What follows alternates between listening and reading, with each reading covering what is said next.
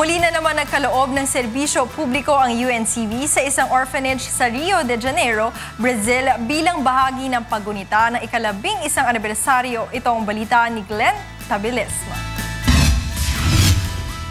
Kahit saan bansa mang makarating ang UNTV, maaasahan at mararamdaman pa rin ang serbisyo publiko para sa ating mga kapwa, maging iba man ang lahi nila.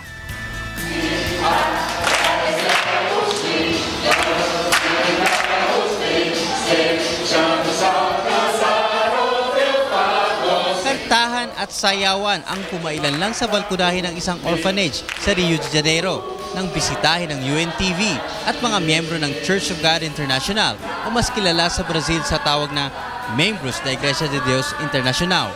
Dala ang ilang pasalubong para sa mga matatanda. Nagkaroon ng maliit na kasiyahan sa kanilang lugar. We thank God and honored to be of help and take part to this kind of endeavor that UNTV have started in the Philippines and now have started doing it also here in Brazil.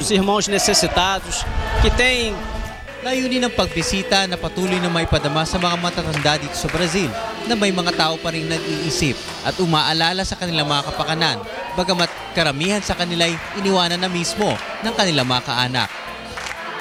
One of the ways to have dignity is to count on with a group like yours that brings joy to them. Celebrating the 11th year of UNTV year, together with these wonderful people from the Church of God International, was a great joy. I thank you so much for your willingness. Thank you.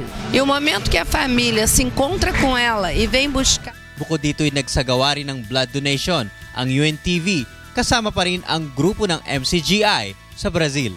Mapasaan mang bansa, maging ito may mayamang bansa, hindi pa rin nawawala ng mga taong nangangailangan ng lingap at atensyon upang madama nila na sila'y mahalaga pa ring tao dito sa ating lipunan. Mula dito sa Rio de Janeiro, Brazil, Glenn Tabilisma, UNTV News Worldwide.